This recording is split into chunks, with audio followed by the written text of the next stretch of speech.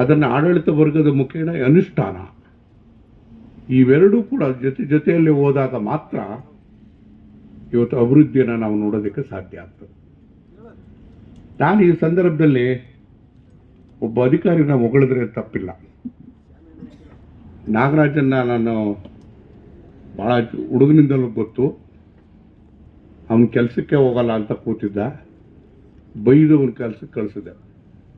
ಬಹುಶಃ ಅವತ್ತು ಒಳ್ಳೆ ಕೆಲಸ ಮಾಡಿದೆ ಅಂತ ಅನಿಸುತ್ತೆ ನನಗೆ ಇವತ್ತು ಇದೆಲ್ಲ ಮಾಡಿರ್ತಕ್ಕಂಥದ್ದನ್ನು ನೋಡಿದಾಗ.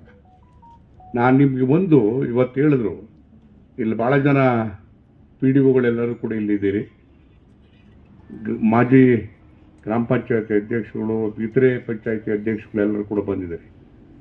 ಈ ಮಾದರಿಯನ್ನು ನಾವು ಕೂಡ ಯಾಕೆ ಅನುಸರಿಸಬಾರ್ದು, ತಾವು ಯಾವ ರೀತಿಯಾಗಿ ಯಾಕೆ ಮಾಡಬಾರ್ದು ಅಂತಕ್ಕಂಥ ರೀತಿಯಲ್ಲಿ ನಿಮ್ಮ ಮನಸ್ಸಿನಲ್ಲಿ ಮೂಡಬೇಕು.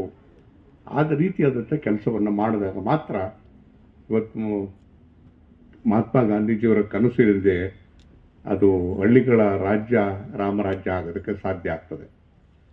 ನಾನು ಈ ಪಂಚಾಯಿತಿ ವ್ಯವಸ್ಥೆಯನ್ನು 3 ಥರ ವ್ಯವಸ್ಥೆ ಬಂತು.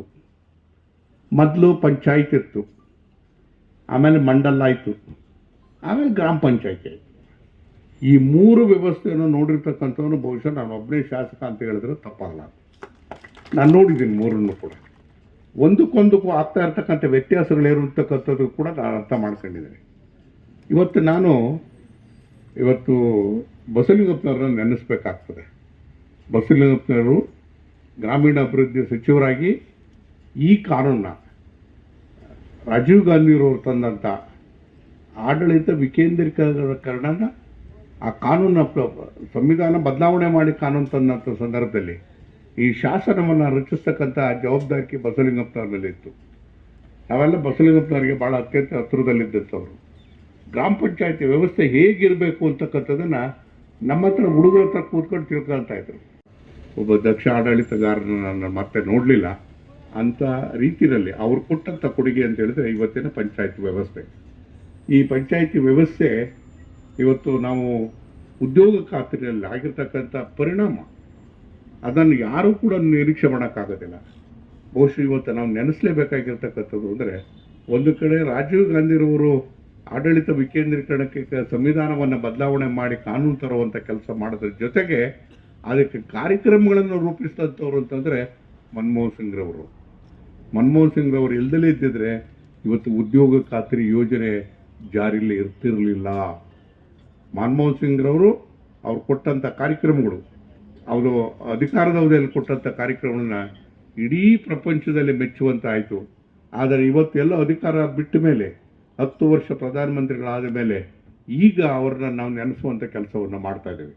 ಬಹುಶಃ ಇವತ್ತು ಮನಮೋಹನ್ ಸಿಂಗ್ರವರಿಗೆ ತೃಪ್ತಿ ಆಗ್ತಕ್ಕಂಥ ಕೆಲಸ ಆಗಿರ್ತಕ್ಕಂಥದ್ದು ಇವತ್ತು ತಾವರೆಕೆರೆ ಗ್ರಾಮದಲ್ಲಿ ಅಂತಕ್ಕಂಥ ಮಾತನ್ನು ಅತ್ಯಂತ ನಾನು ಹೆಮ್ಮೆಯಿಂದ ಹೇಳೋದಕ್ಕೆ ಇಷ್ಟಪಡ್ತೀನಿ. ನಾನು ನಮ್ಮ ಪ್ರಭು ಮತ್ತು ಹರೀಶ್ ನಾಗರಾಜ್ ಈ ರೀತಿಯಾದಂಥ ರೀತಿಯಲ್ಲಿ ಅಧಿಕಾರಿಗಳಿದ್ದರೆ ಏನನ್ನು ಬೇಕಾದ್ರೂ ಸಾಧಿಸ್ಬೋದು. ಅದೇ ರೀತಿಯಾಗಿ ನಾನು ನಿಮ್ಮಲ್ಲಿ ಇರ್ತಕ್ಕಂಥ ಇಲ್ಲಿ ಪಿ ಡಿ ಒಗಳು ಎಲ್ಲರೂ ಕೂಡ ವಿನಂತಿ ಮಾಡ್ತೇನೆ, ಇದೇ ರೀತಿಯಾಗಿರ್ತಕ್ಕಂಥ ಹೆಚ್ಚು ಮಾನವ ದಿನಗಳನ್ನು ಸೃಷ್ಟಿಸುವಂಥ ಕೆಲಸವನ್ನು ಮಾಡಿ ಇಂಥ ಒಳ್ಳೆ ಕೆಲಸಗಳನ್ನು ಮಾಡಬೇಕು ಅಂತೇಳಿ ನಿಮ್ಮಲ್ಲಿ ವಿನಂತಿ ಮಾಡ್ತೇನೆ. ಇವತ್ತು ಕಾರ್ಯಕ್ರಮ ತುಂಬ ಚೆನ್ನಾಗಿ ನಡೆದಿದೆ. ಈ ಕಾರ್ಯಕ್ರಮ ಮಾಧ್ಯಮದ ಸ್ನೇಹಿತರಲ್ಲಿ ವಿನಂತಿ ಮಾಡ್ತೀನಿ, ಇದು ಇಡೀ ರಾಜ್ಯದ ಜನಕ್ಕೆ ಗೊತ್ತಾಗಬೇಕು. ನಾನು ಇಲ್ಲಿ ಹೋಗಬೇಕಾದಾಗ ಅದು ನಿದ್ದೆ ಮಾಡ್ತಿರ್ಲಿ, ಇಲ್ಲಿ ಬಂದು ತಾವರೆಕೆರೆ ಅಂತ ಬಂದ ತಕ್ಷಣ ಕಂಡುಬಿಡ್ತಿದ್ದೆ. ನನಗೆ ಇದು ನೋಡೋಕ್ಕೆ ಒಂದು ಖುಷಿ ಆಗ್ತಾಯಿತ್ತು. ಅಂಥ ಭವ್ಯವಾದಂಥ ಮಂದಿರ. ಇವತ್ತು ಆ ಮಂದಿರದಲ್ಲಿ ನಮ್ಮ ಹೆಣ್ಮಕ್ಳೆಲ್ಲ ಕೂತ್ಕೊಂಡು ಕೆಲಸ ಮಾಡ್ತಾರಲ್ಲ, ನಮ್ಮ ಗ್ರಾಮೀಣ ಪ್ರದೇಶದಲ್ಲಿ ಇರ್ತಕ್ಕಂಥ ಜನರೆಲ್ಲ ಬಂದು ಕೆಲಸ ಮಾಡ್ತಾರಲ್ಲ, ಅದು ಭಾಳ ಮೆಚ್ಚುಗೆ ಪಡ್ತಕ್ಕಂಥದ್ದು. ನನಗೆ ಇಷ್ಟೊತ್ತು ಮಾತಾಡಿದಲ್ಲಿ ನಾನು ತುಂಬ ಮೆಚ್ಚುಗೆ ಆಗಿದ್ದು ಅಂದರೆ, ಈಗ ಮಾತಾಡಿದ್ರಲ್ಲ ಗ್ರಾಮ ಪಂಚಾಯತಿ ಸದಸ್ಯರು ಅಧ್ಯಕ್ಷರು ಅವರೆಲ್ಲರೂ ಕೂಡ, ನನ್ನ ಮನಸ್ಸಲ್ಲಿ ಒಂದಿತ್ತು, ಇದೇನಪ್ಪ ಫೆಬ್ರವರಿ ಮಾರ್ಚ್ಗೆ ತಾಲೂಕ್ ಪಂಚಾಯತ್ ಜಿಲ್ಲಾ ಪಂಚಾಯತ್ ಬರುತ್ತೆ, ಕ್ಯಾಂಡಿಡೇಟ್ಗಳನ್ನ ಎಲ್ಲಿ ಹುಡುಕೋದು ಅಂದ್ಕೊಂಡಿದ್ದೆ. ಇಲ್ಲಿ ಮಾತಾಡಿದವ್ರು ದಾಟಿ ನೋಡಿದ್ರೆ ಈ ತಾಲೂಕಾಗೋಷ್ಟು ಕ್ಯಾಂಡಿಡೇಟ್ಗಳೆಲ್ಲ ತಾವರೆಕೆರೆಗೆ ಇದೆ ಅಂತ ಪ್ರತಿಭೆ ಇರತಕ್ಕಂಥ ಪ್ರತಿನಿಧಿಗಳನ್ನು ಪಡೆದಿದ್ದೀವಿ. ಅದು ಒಂದಾನೊಂದು ಕಾಲದಲ್ಲಿತ್ತು. ಹೆಣ್ಣು ಮಕ್ಕಳಿಗೆ ಆಡಳಿತ ಕೊಡಬೇಕಾದಾಗ ಅದರಿಂದ ಪ್ರಯೋಜನ ಆಗೋದಿಲ್ಲ ಅಂತ ವಾದ ಮಾಡ್ತಾ ಇರ್ತಕ್ಕಂಥದ್ದನ್ನು ಕೂಡ ನಾವು ನೋಡಿದ್ವಿ ವಿಧಾನಸಭೆಯಲ್ಲಿ. ಆದರೆ ಇವತ್ತು ನನಗನ್ನಿಸ್ತದೆ ಅವ್ರು ಯಾರು ಹೆಣ್ಣು ಮಕ್ಕಳಿಗೆ ಆಡಳಿತ ವ್ಯವಸ್ಥೆನ ಆಗೋದಿಲ್ಲ, ಕುಸ್ತು ಹೋಗ್ತದೆ ಅಂತೇಳಿ ವಾದ ಮಾಡಿದಂಥವ್ರು ಅವ್ರು ನಿಜವಾಗ್ಲೂ ಕೂಡ ಸುಳ್ಳು ಅಂತಕ್ಕಂಥದ್ದು ಇವತ್ತು ನಮಗೆ ಅರ್ಥ ಆಗ್ತಾ ಇದೆ.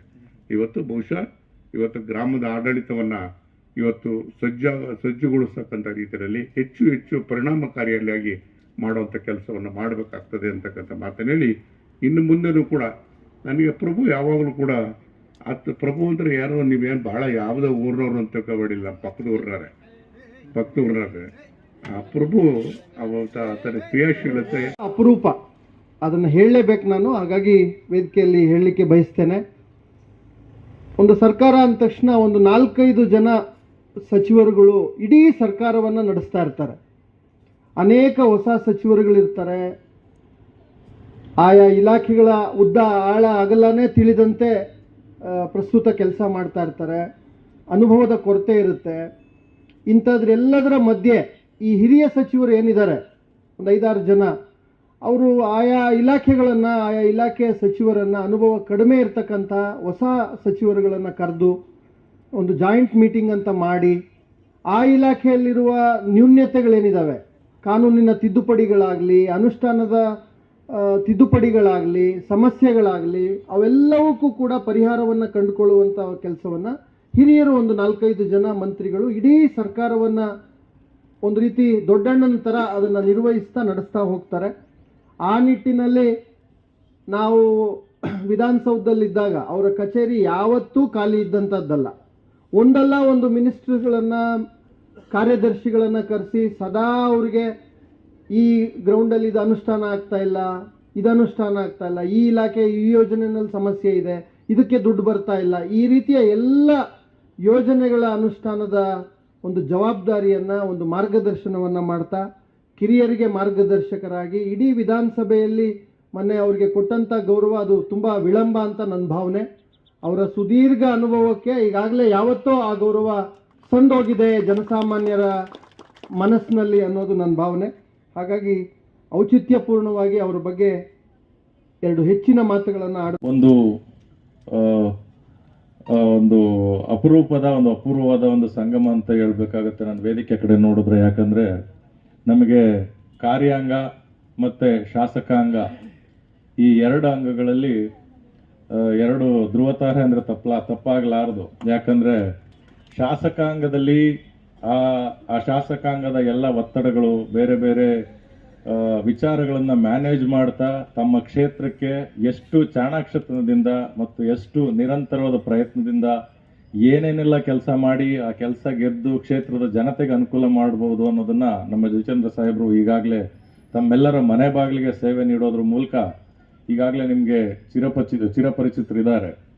ಅದೇ ರೀತಿ ಕಾರ್ಯಾಂಗದಲ್ಲಿ ಒಂದು ಕಮಿಟ್ಮೆಂಟ್ ಇಟ್ಕೊಂಡು ಕೆಲಸ ಮಾಡಿದ್ರೆ ಇದೇ ವ್ಯವಸ್ಥೆನಲ್ಲಿ ಇರತಕ್ಕಂಥ ಎಲ್ಲ ಸವಾಲುಗಳ ಮಧ್ಯೆ ಒಂದು ಯೋಜನೆಯನ್ನ ಅಥವಾ ಇಡೀ ವ್ಯವಸ್ಥೆಯನ್ನ ಎಷ್ಟು ಸಮರ್ಪಕವಾಗಿ ಎಲ್ಲ ಸೇವೆಗಳನ್ನು ಜನತೆಯ ಮನೆ ಬಾಗಿಲಿಗೆ ತಗೊಂಡು ಹೋಗ್ಬೋದು ಅನ್ನೋದಕ್ಕೆ ಶ್ರೀಯುತ ಪ್ರಭು ಸಾಹೇಬರು ಕೂಡ ಒಂದು ನಿದರ್ಶನ. ನಾನು ಯಾಕೆ 2 ಕಾರ್ಯಾಂಗ ಅಂತ ಬಂದಾಗ ಪ್ರಭು ಸರ್ ನಮಗೆ ಮಾರ್ಗದರ್ಶಕರಾಗ್ತಾರೆ. ಶಾಸಕಾಂಗದ ವ್ಯವಸ್ಥೆನಲ್ಲಿ ನಮಗಷ್ಟೇ ಅಲ್ಲ, ಇಡೀ ರಾಜ್ಯಕ್ಕೆ ಮಾದರಿಯಾಗಿ ಅತ್ಯುತ್ತಮ ಶಾಸಕರು ಅಂತ ಅವಾರ್ಡ್ ಕೂಡ ತಗೊಂಡಿದ್ದಾರೆ ನಮ್ಮ ಜಯಚಂದ್ರ ಸಾಹೇಬರು. ಯಾಕೆಂದ್ರೆ ಈಗ ತಾನೇ ಮಾತನಾಡ್ತಾ ನಾವು ಈಗ ಈ ಪಂಚಾಯತಿಗೆ ಬರೋದಕ್ಕೆ ಮುಂಚೆ ನಾವು ರತ್ನಸಂದ್ರ ಗ್ರಾಮ ಪಂಚಾಯತಿ ಬಿಲ್ಡಿಂಗ್ ನೋಡಕ್ ಹೋಗಿ ಅಲ್ಲಿ ಮೇಲೆ ಹೋದ್ರೆ ಒಂದು ಒಳ್ಳೆ ವ್ಯೂ ಓಪನ್ ಆಯ್ತು. ಆ ವ್ಯೂ ನೋಡಿದ್ರೆ ಅಲ್ಲಿ ಕೆರೆ ತುಂಬಿತ್ತು. ಕೆರೆ ಮಳೆ ಬಂದಿತ್ತ ಅಂತ ಕೇಳಿದ್ರೆ ಅದು ಮಳೆ ನೀರಲ್ಲ, ಹೇಮಾವತಿ ನೀರು ಹರಿಸಿರೋದು. ಈಗಾಗಲೇ ಶಿರಾ ತಾಲೂಕಿನಾದ್ಯಂತ ಇರ್ತಕ್ಕಂಥ ಎಲ್ಲ ಕೆರೆಗಳಿಗೆ ಹೇಮಾವತಿ ನೀರು ಹರಿತಾ ಇದೆ. ಆದರೆ ಹಿಂದೆ ಅಲೋಕೇಶನ್ ಇರುವಾಗ, ಇಲ್ಲದೆ ಇರುವಾಗ ಬೇರೆ ಬೇರೆ ಸರ್ಕಾರಗಳಲ್ಲಿ ಬೇರೆ ಬೇರೆ ಮಾನ್ಯ ಮುಖ್ಯಮಂತ್ರಿಗಳ ಸಮ್ಮುಖದಲ್ಲಿ ಹೋಗಿ ನಮ್ಮ ಶಿರಾ ಜನತೆಯ ಅಹವಾಲನ್ನ ಸಲ್ಲಿಸಿ ಈ ನಾಡಿನ ಈ ಭಾಗದ ಜನತೆಯ ಪ್ರತಿಯೊಂದು ಮತದ ಋಣವನ್ನು ತೀರಿಸಲಿಕ್ಕೆ ಸಾಕಷ್ಟು ಶ್ರಮ ಹಾಕಿ ಸಾಹೇಬ್ರೇನು ಪ್ರಯತ್ನ ಪಟ್ಟರು. ಅದರ ಪ್ರತಿಫಲ ಇವತ್ತು ನಾವು ಎಲ್ಲ ಕೆರೆಗಳು ನೀರು ತುಂಬ್ತಾ ಇರೋದು, ನಮ್ಮ ಎಲ್ಲ ಅಂತರ್ಜಲ ವೃದ್ಧಿ ಆಗ್ತಾ ಇರೋದನ್ನ ನೋಡ್ತಾ ಇದೀವಿ. ಹಾಗಾಗಿ ನಮ್ಮ ಪಂಚಾಯತಿನಲ್ಲಿ ಈ ತರ ಬಿಲ್ಡಿಂಗು ಮೊದಲನೇದಾಗಿ ಆಗಿದೆಯಲ್ಲ ಅಂತ ತುಂಬಾ ಖುಷಿಯಾಗಿದೆ. ನಮ್ಮ ನಾಗರಾಜ್ ಸರ್ ಬಂದು 2 ವರ್ಷ ಆಯಿತು. 2 ವರ್ಷದಲ್ಲಿ ತುಂಬಾ ಅಭಿವೃದ್ಧಿ ಕೆಲಸಗಳನ್ನು ಮಾಡಿದ್ದಾರೆ. ಸ್ಮಶಾನ ಅಭಿವೃದ್ಧಿ ಆಗಿರ್ಬೋದು, ಅಂಗಡಿ ಮಳಿಗೆಗಳು, ಇನ್ನೂ ಅನೇಕ ಅಭಿವೃದ್ಧಿಗಳ ಕೆಲಸಗಳನ್ನು ಮಾಡಿದ್ದಾರೆ. ಈ ಅಭಿವೃದ್ಧಿ ಕೆಲಸಗಳಿಗೆ ನಮ್ಮ 21 ಜನ ಸದಸ್ಯರು ಹಾಗೂ ಗ್ರಾಮ ಪಂಚಾಯಿತಿ ಎಲ್ಲ ಸಿಬ್ಬಂದಿ ವರ್ಗದವರು ಸಹ ತುಂಬ ಸಹಕಾರವನ್ನು ಕೊಟ್ಟಿದ್ದಾರೆ. ಎಲ್ಲರ ಸಹಕಾರದಿಂದ PDO ಸರ್ ಇಂತಹ ಅದ್ಭುತ ಕೆಲಸಗಳನ್ನು ಮಾಡಿದ್ದಾನೆ ಅಂತ ಈ ಮೂಲಕ ಹೇಳ್ತೀನಿ. ಇನ್ನೂ ಹೆಚ್ಚಿನದಾಗಿ ನಮ್ಮ ಗ್ರಾಮ ಪಂಚಾಯಿತಿ ಅಭಿವೃದ್ಧಿಗೊಳ್ಳಿ, ನಮ್ಮ ಗ್ರಾಮ ಪಂಚಾಯಿತಿ ಮಾದರಿ ಪಂಚಾಯಿತಿಯಾಗಿ ಆಗಲಿ ಅಂತ ಹೇಳ್ತಾ